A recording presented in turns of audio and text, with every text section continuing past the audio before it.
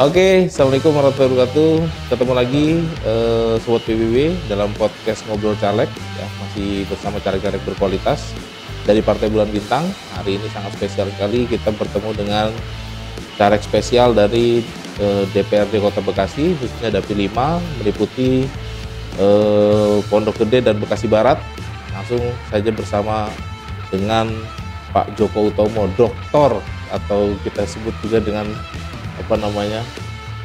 kandidat doktor. Dan beliau ini adalah dosen dari beberapa universitas di Bekasi ya. Beliau latar belakangnya dosen, pendidik ya, dan akademisi. Saja kita ngobrol dengan Pak Joko Utomo. Assalamualaikum Pak Joko. Waalaikumsalam warahmatullahi wabarakatuh. Salam olahraga. Salam sehat. Nah Pak Joko ini saya sudah kenal lama nih Sobat PBB. Sudah sejak pertama kali saya gabung di Partai Bulan Bintang 2018, saya cari-cari kantor DPC-nya, dan nomor orang pertama yang saya dapat nomornya dan saya temuin itu namanya Joko Utomo. Jadi waktu pertama kali dapat, Iya. saya hubungin kan Pak Joko, Iya. ingat gak?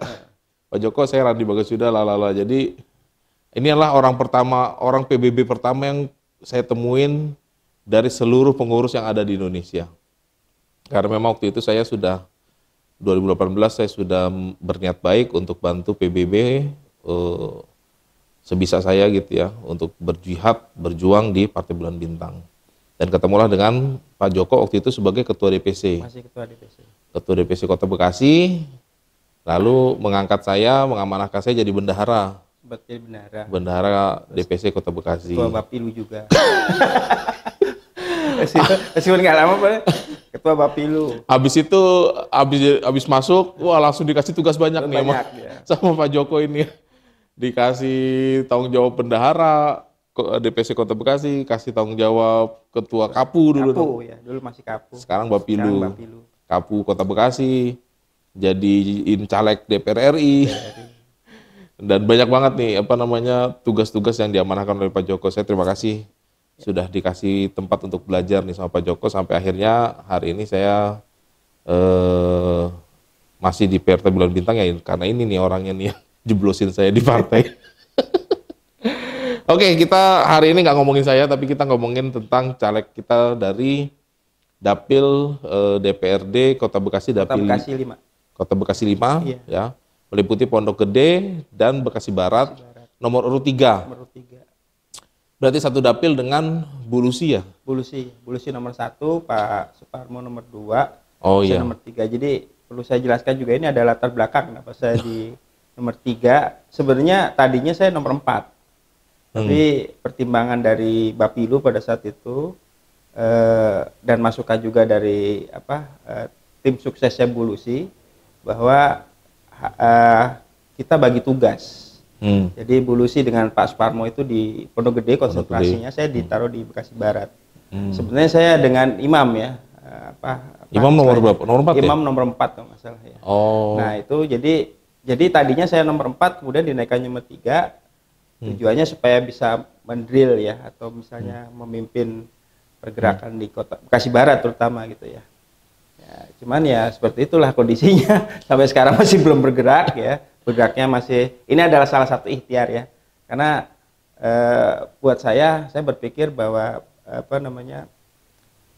sosialisasi dengan banner, dengan spanduk dan seterusnya itu sepertinya kok tidak terlalu efektif sekarang, karena kita tidak bisa baik bicara dengan banner dan dengan spanduk gitu kan. Nah, makanya begitu ada tawaran dari Bang Randy untuk podcast ya, dan kemudian setelah saya tanyakan ke beberapa teman, itu akan lebih efektif gitu untuk menyampaikan apa yang menjadi apa yang bisa kita lakukan nantinya setelah kita terpilih gitu, dibandingkan kalau kemudian kita menampilkan diri kita di di banner, di spanduk dan seterusnya gitu. Itu pertimbangan saya gitu, seperti itu.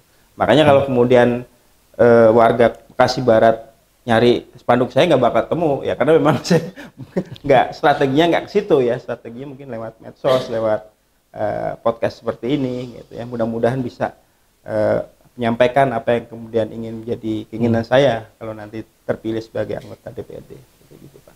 Nah, ini saya disinggung medsos, saya ingin mengucapkan terima kasih dulu nih kepada Sobat PBB. Kurang lebih berapa minggu yang lalu kita dapat email itu penghargaan dari YouTube untuk menyatakan bahwa PBB channel official kita, YouTube kita alhamdulillah kemarin dapat apresiasi dari YouTube sudah ditonton oleh 250.000 viewer ya. Dengan total jam tayang 12.000 jam. Wah, alhamdulillah. Jadi terima kasih Sobat PBB, ikuti terus program-program di YouTube channel PBB Official. Nah, Pak Joko ini dulu Ketua DPC, sekarang caleg nomor 3 Dapil 5 Kota Bekasi, Pondok Gede Bekasi Barat. Tapi secara organisasi sekarang Ketua MPC. Masih di DPC dan menjabat sebagai Ketua MPC. MPC itu kalau di pusat Majelis Syuro ya. Jadi di wilayah MPW di kabupaten kota itu di DPC itu MPC ya. Tugasnya adalah mengawal ideologi partai. MPC itu apa sih? Majelis Pertimbangan Cabang. Oke. Ya. Jadi memberikan pertimbangan dan saran sebenarnya kepada pengurus DPC berkaitan dengan masalah ideologi partai.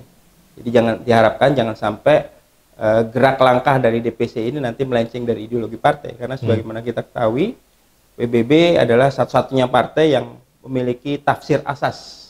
Ya, saya sudah browsing beberapa partai, termasuk ke partai sebelah, tangga sebelah yang mengaku partai Islam juga, itu nggak ada tafsir asas. Ya. Jadi dia langsung, memang asasnya Islam, tetapi tidak ada tafsir asas, artinya bahwa asas Islam itu tidak dijabarkan secara lengkap, secara komprehensif, beda dengan PBB. PBB punya tafsir asas, dan tafsir asas itu kalau istilahnya Prof. Yusril itu menjadi ideologi partai. Ya, ideologi partai artinya bahwa itu yang menjadi ikutan kita, para pengurus, para kader, para simpatisan Partai Bulan Bintang, untuk di dalam gerak langkah menjalankan partai ini, itu sesuai dengan ideologi atau tafsir asas tadi gitu. Nah, sehingga diharapkan dengan adanya tafsir asas sebagai ideologi partai ini, nanti gerak langkah dari para kader, para pengurus dan simpatisan ini tidak melenceng dari apa yang disampaikan atau yang diketengahkan di dalam tafsir asas tadi, yaitu asasnya Islam itu tadi. Nah, itu yang membedakan Partai Bulan Bintang, salah satu yang sangat membedakan Partai Bulan Bintang dengan partai yang lain adalah ada tafsir asas yang berfungsi sebagai ideologi partai yang menjadi ikutan bagi setiap pengurus, setiap simpatisan maupun kader yang tergabung dalam keluarga besar Partai Bulan Bintang. Nah ini Sobat PBB pengen tahu nih, Pak Joko ini dosen berarti kan? Ya. Dosen di beberapa universitas di Bekasi ya?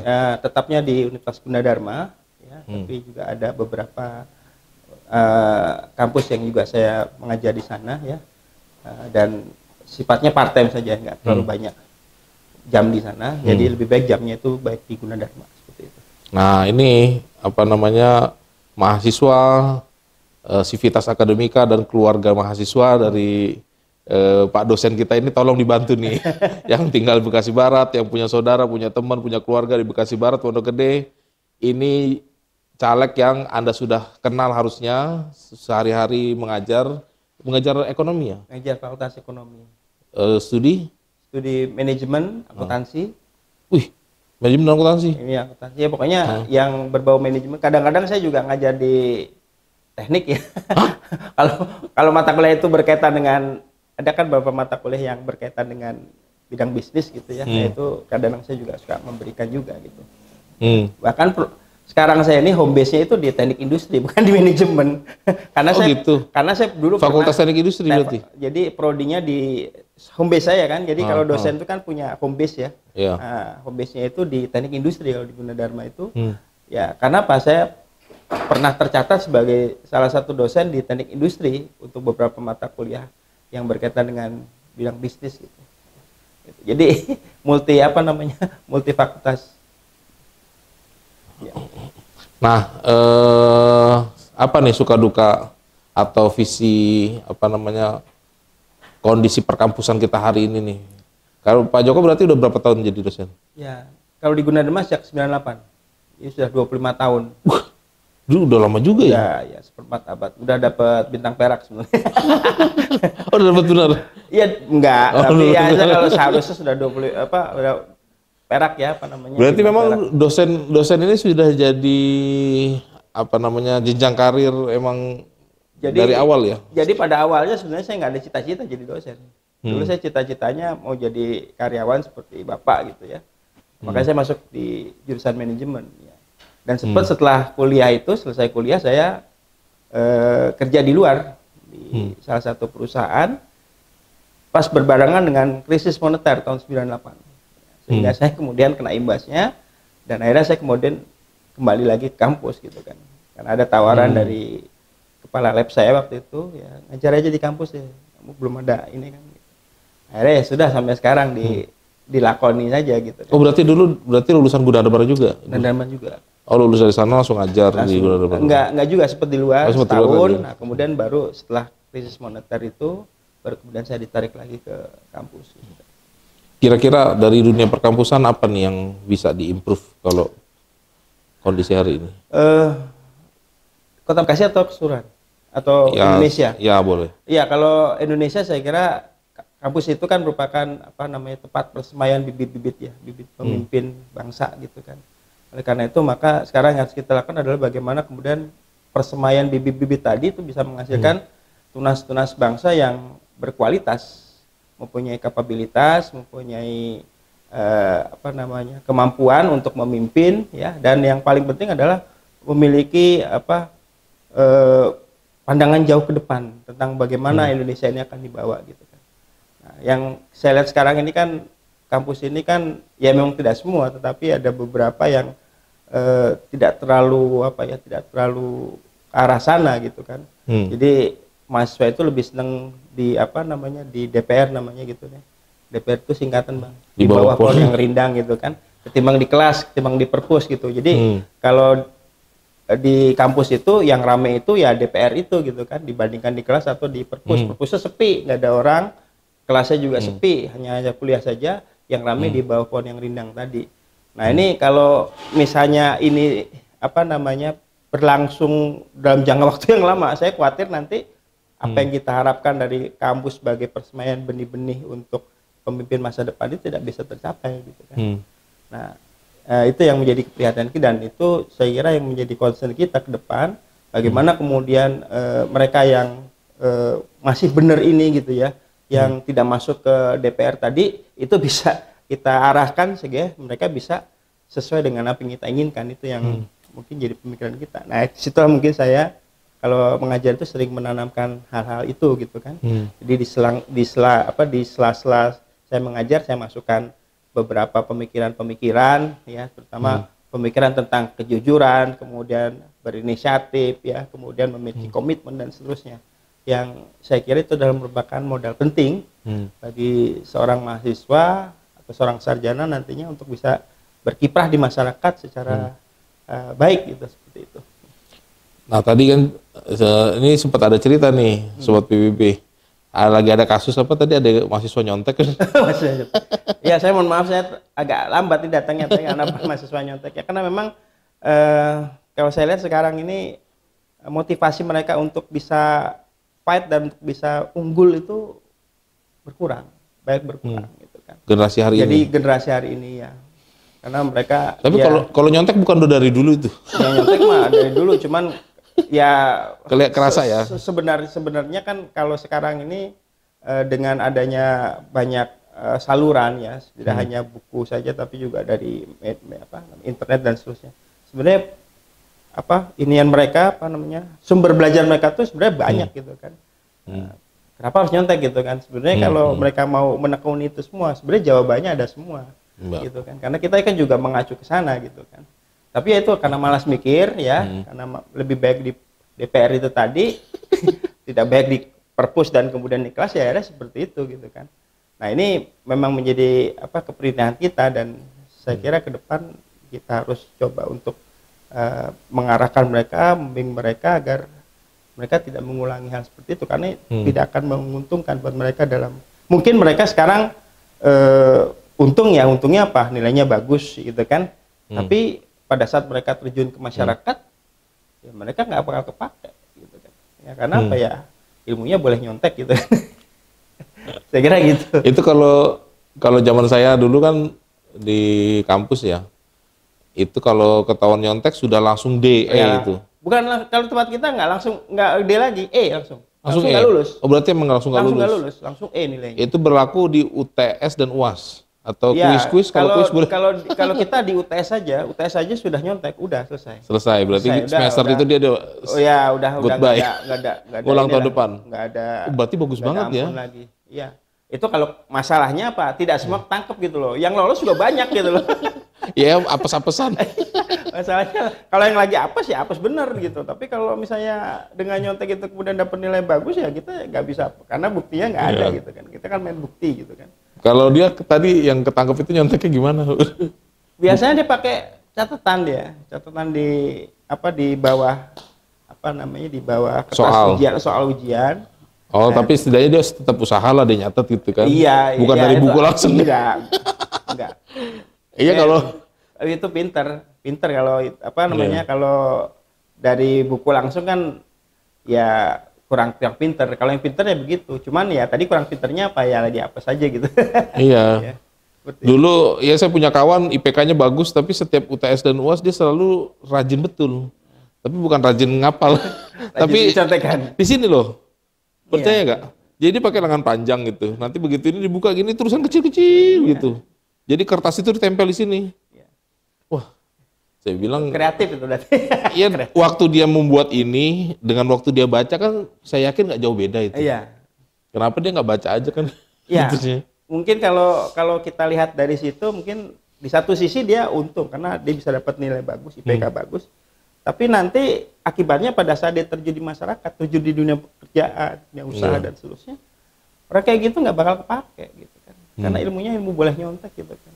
Yang dipakai itu kan orang yang dan biasanya orang yang suka nyontek kayak gitu, dia dari sisi komitmen dia berarti nggak ada komitmen untuk belajar nggak ada. Kemudian malas mikir. Orang kalau udah dua ini nggak ada dan nggak mau belajar berarti kan. Ini kan udah nggak bakal dipakai di dunia kerja. Kan dia kerja itu yang penting kan orang tahan banting, orang yang ulet, orang yang mau belajar, dan orang yang jujur. Kalau tiga-tiganya ini nggak ada, ya sudah dia nggak bakal pakai. Dan itu berhubungan juga dengan attitude, akhlak, ya kan? Ya, seperti itu. Ya, semuanya akan berhubungan itu.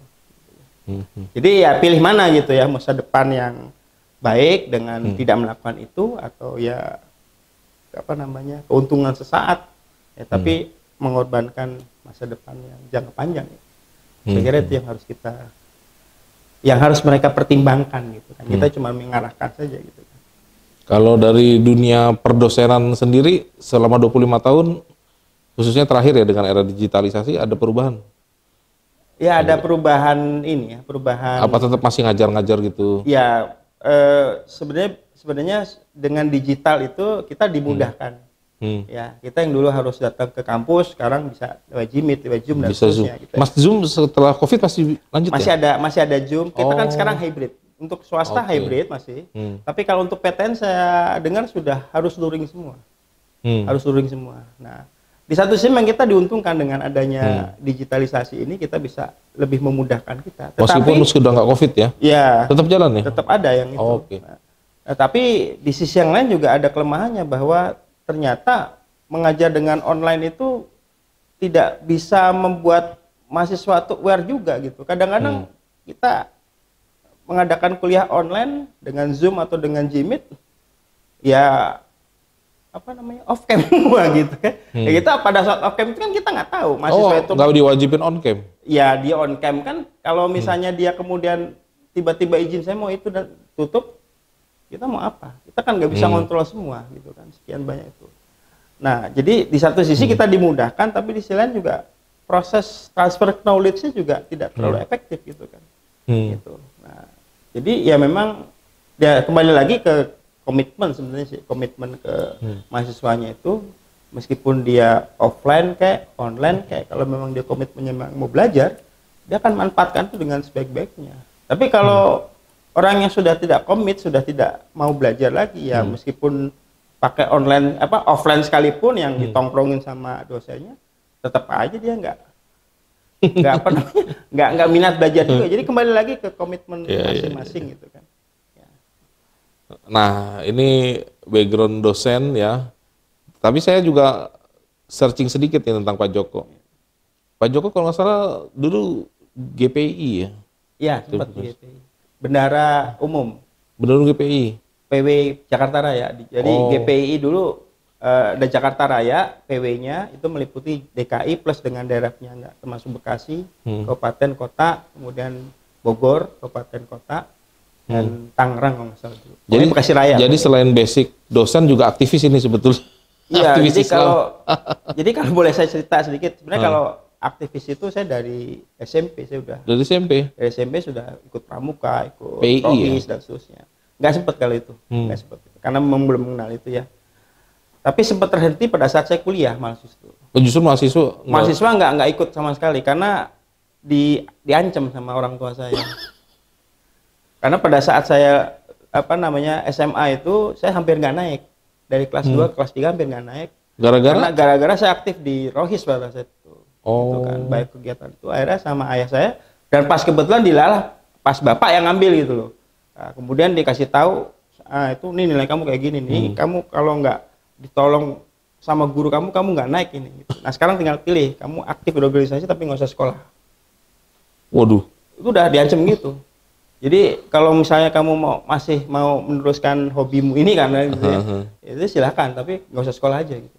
Nah, akhirnya setelah itu saya off, tidak selama kuliah, karena memang cita-cita saya adalah bagaimana kemudian mengembalikan kepercayaan orang tua saya lagi bahwa saya itu niat sekolah gitu loh, gitu ya. Akhirnya saya alhamdulillah lulus dari kampus itu tahun 97 dengan predikat yang baik gitu kan. Nah baru setelah kuliah itu saya baru balik lagi ke dunia pergerakan gitu ya, mulai dari GPI tadi ya, kemudian sempat juga di Forum Umat Islam juga gitu kan, terus terakhir di Dewan Dakwah Kota Bekasi gitu kan. Nah jadi ya hampir tidak pernah tidak pernah lowong ya, lowongnya cuma selama kuliah itu aja, tapi sebelum kuliah saya sudah aktif, setelah kuliah sampai sekarang masih aktif terus. Jadi jalur kenapa sampai akhirnya di Partai Bulan Bintang dari jalur aktivisme gerakan ya?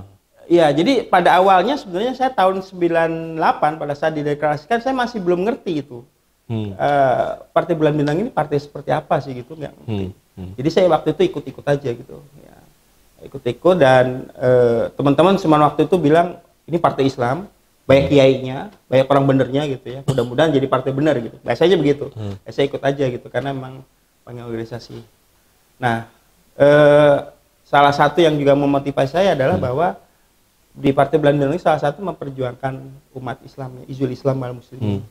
Dan doktrin itulah yang saya dapatkan pada saat saya di GPI dulu, bahwa Islam itu harus dimenangkan, harus diperjuangkan dengan cara apapun agar dia menang.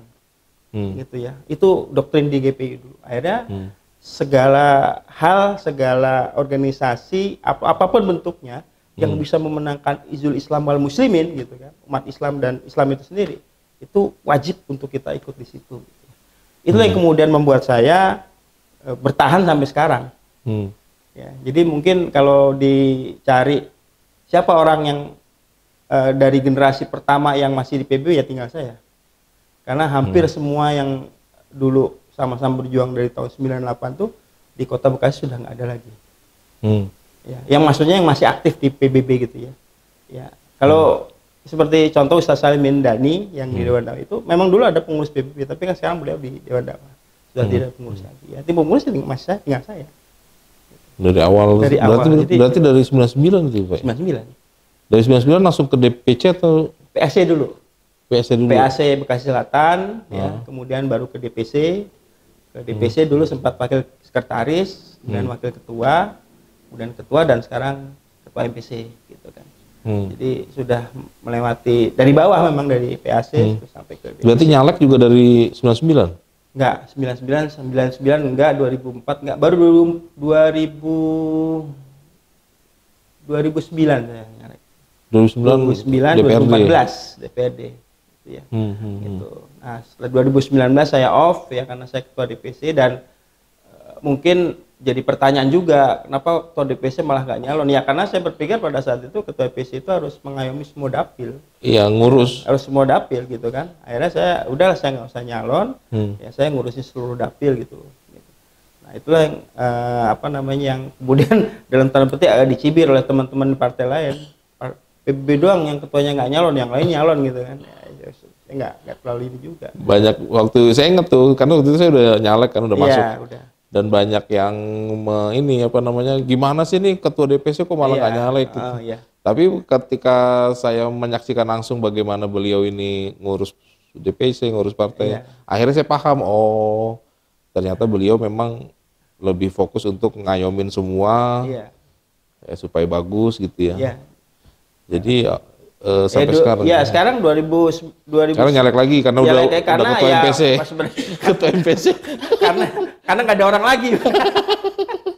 Sebenarnya udahlah saya bilang sama ketua DPC, udah Pak Ketua, saya udah nggak usah saya nanti bantu saja gitu kan. Nggak ada orang lagi nih, kalau nggak ada orang lagi ntar kita kurang caleg gimana gitu kan. Sudah ya, Pak dosen pasukannya silakan aja gitu ya. Pasukan mahasiswanya ribuan masa nggak nyalek. Ya cuman kan memang kita kesulitan ya Bang Raditya. Jadi meskipun saya dosen dan saya punya kendali atas mereka, tapi kan kita kan nggak bisa maksa mereka juga gitu. Nggak bisa, kamu harus pilih saya, nggak bisa juga. Mereka kan punya preferensi sendiri juga kan gitu kan.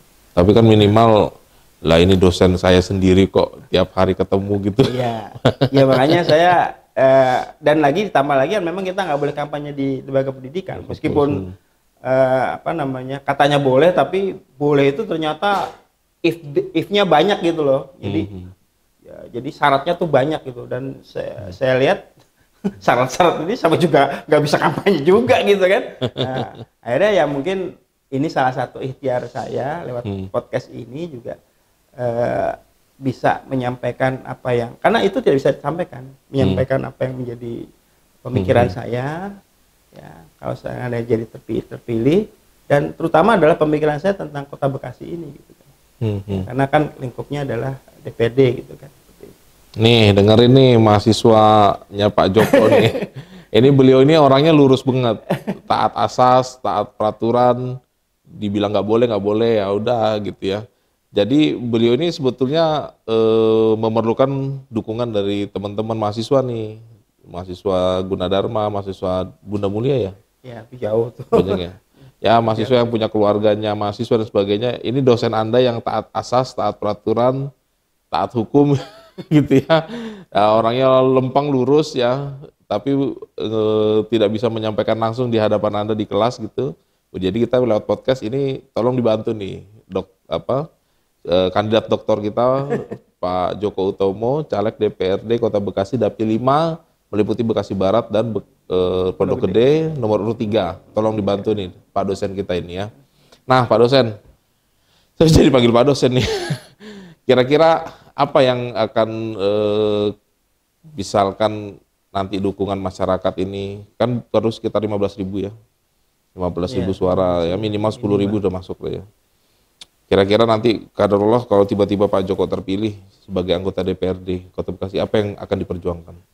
Ya, kalau kita kembali lagi pada fungsi anggota Dewan, DPRD, DPRD Provinsi sampai ke DPR RI, sebenarnya ada 3 kan, Bang. Satu pengawasan, kedua budgeting, peranggaran, dan ketiga adalah legislasi gitu ya. Nah, saya akan mengoptimalkan 3 ini gitu kan. Untuk pada 3 hal. Yang pertama adalah berkaitan dengan pendidikan. Nah, pendidikan di sini mungkin pendidikan dasar ya, pendidikan dasar SD, SMP, SMA ya. Yang mau saya coba untuk benahi itu adalah masalah penerimaan PPMB ya, penerimaan mahasiswa penerimaan siswa didik ya, PPDB. Yang beberapa tahun terakhir saya kira saya lihat di Kota Bekasi itu carut marut gitu ya. Banyak yang komplain, banyak yang nggak puas dan seterusnya gitu kan.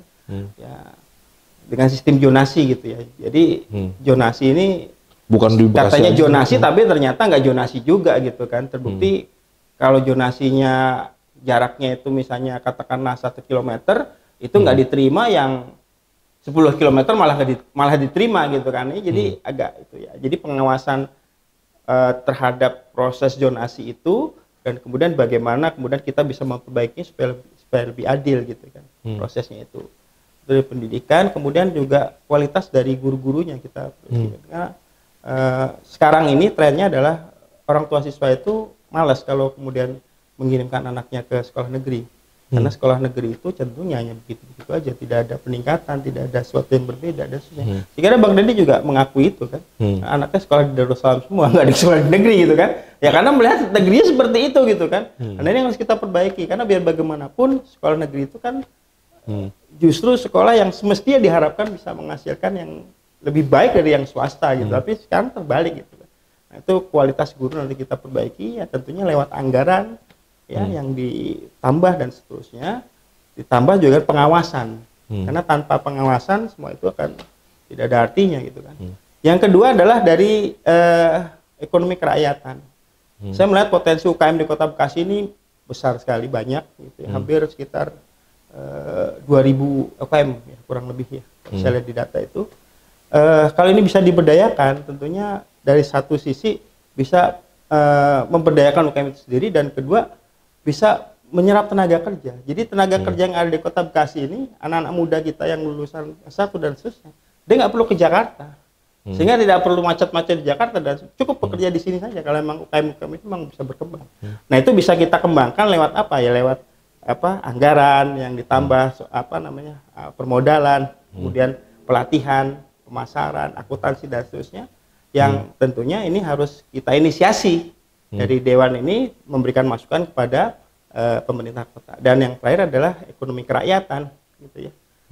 Ekonomi kerakyatan. Kemudian yang terakhir adalah pemberdayaan ekonomi. Jadi kita lihat banyak masyarakat kita ini yang masih belum berdaya ekonominya. Nah, itu bisa kita berdayakan dari sisi pemerintah daerah, pemerintah kota lewat anggaran, ya, lewat bank, BPR Syariah yang ada di Kota Bekasi. Dan yang paling penting adalah lewat zakat, Bang. Jadi saya nanti akan mencoba menginisiasi zakat Basnas ya. Basnas Kota Bekasi ini bagaimana caranya agar bisa memberdayakan itu. Memberikan permodalan, memberikan pelatihan sehingga masyarakat terutama umat Islam itu bisa berdaya ekonominya, sehingga tidak selalu meminta tapi dia bisa berdaya secara ekonomi. Itu tentunya lewat Perda, kemudian lewat pendekatan-pendekatan kita sebagai anggota Dewan kepada Basnas dan juga kepada pemerintah daerah. Itu yang ada yang dalam pemikiran saya. Seperti itu. Mantap.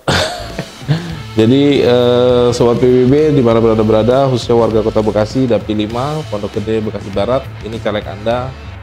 Kalau Anda ingin caleg yang memperjuangkan UMKM, memperjuangkan pendidikan, memperjuangkan pemberdayaan ekonomi, lalu Anda mendukung caleg yang punya latar belakang akademisi, pendidik, dosen, jangan lupa nomor urut 3, Pak Joko Utomo, sang kandidat doktor. Baik, mungkin ini adalah satu segmen yang paling menarik ya, kita membahas tentang dunia perdosenan. Kemarin kita punya caleg guru, sekarang kita punya caleg dosen. Sekali lagi tetap tongkrongin dan tetap nonton PBB Channel Official, masih bersama dengan podcast Ngobrol Caleg bersama caleg-caleg berkualitas, dan hari ini kita kedatangan caleg berkualitas dari Kota Bekasi. Sekian dari saya, sampai ketemu lagi di podcast berikutnya, caleg berkualitas untuk Indonesia yang lebih baik. Assalamualaikum warahmatullahi wabarakatuh. Waalaikumsalam.